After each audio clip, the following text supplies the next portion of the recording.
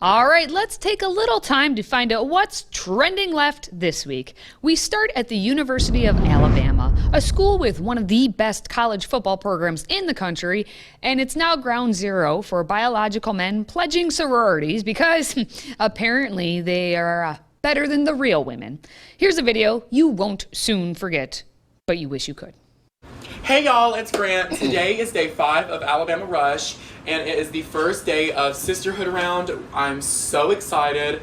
I cannot wait. So I'm gonna give you guys an OOTD, and yeah, so my dress is from Hello Molly. Thank you so much, Hello Molly.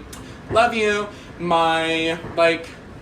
This thing is from Shein. My shoes are from Shein, and my ring is from Graduation. Oh, not again. That is so funny. And yep, that's it. So wish me luck today, and thank you so much. And my makeup is done by me again. Should I be concerned that his legs are better than mine? I'm not jealous. Just a little jealous. Okay, fine. Speaking of creepy people, a licensed counselor and sex therapist working for the Pennsylvania Department of Corrections has come out publicly advocating for MAPS, minor attracted persons, also known as pedophiles. You see, according to this licensed therapist, it's harmful to the pedophile population for people to condemn their actions because they are a marginalized group and they can't help who they want to have relations with. Okay, I'm just gonna go with no, doc. My name is Miranda. I use she, her pronouns, and I'm a licensed professional counselor and sex therapist in Erie, Pennsylvania. And I want to talk about minor attracted persons because they are probably the most vilified population of folks in our culture. And most folks are making incorrect assumptions about them without actually knowing much about them. You may have noticed that I'm using the term minor attracted persons, sometimes abbreviated to MAPS, instead of the more commonly used term pedophile. And I'm doing this because the term pedophile has moved from being a diagnostic label to being a judgmental, hurtful insult that we hurl at people in order to harm them or slander them. Pedophile. That's it, just pedophile. And also, one more thing, the most vilified persons in all of our society used to be president of this country. But you know what? If you want to claim that the pedophiles are, then you keep going, bird lady. Now, can we please find someone normal to talk about? No? No one's normal? We got nothing here?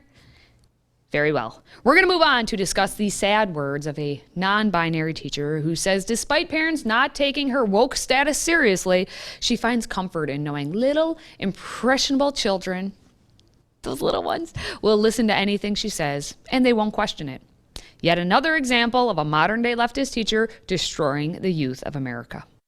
If people do not use the correct pronouns, the correct language, the correct title, the correct name, then sometimes I am forced to remind them to. And if they continue to refuse, and I don't mean by accident, I mean to actively refuse, then I get to a point where I maybe have to cut them out of my life. Kids, their brains are more elastic than that. They get it, they don't care. They're just here for a good time. And the queer ones, they see me. And they saw me before I was ready to be seen.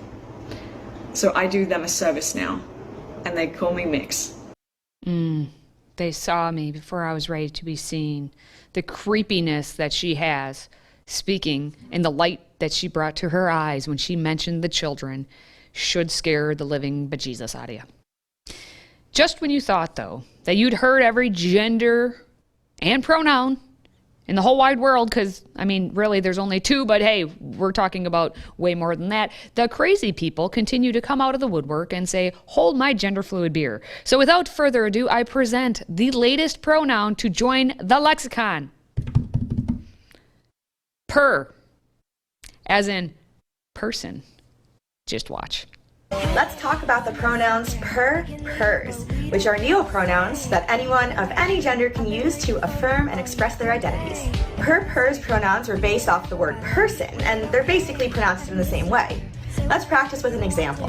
If I were talking about someone who uses per, pers pronouns, I might say, as soon as Per introduced herself, I knew we'd be friends. Per energy is radiant, and I cannot wait to see Per again. You can't make this up. This is actually happening.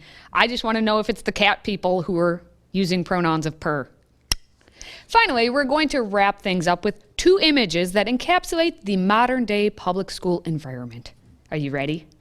We're first going to feature a collage of pictures showing pronoun plates that have been just added beneath the names of teachers in classrooms, just so there's no confusion on how each teacher identifies.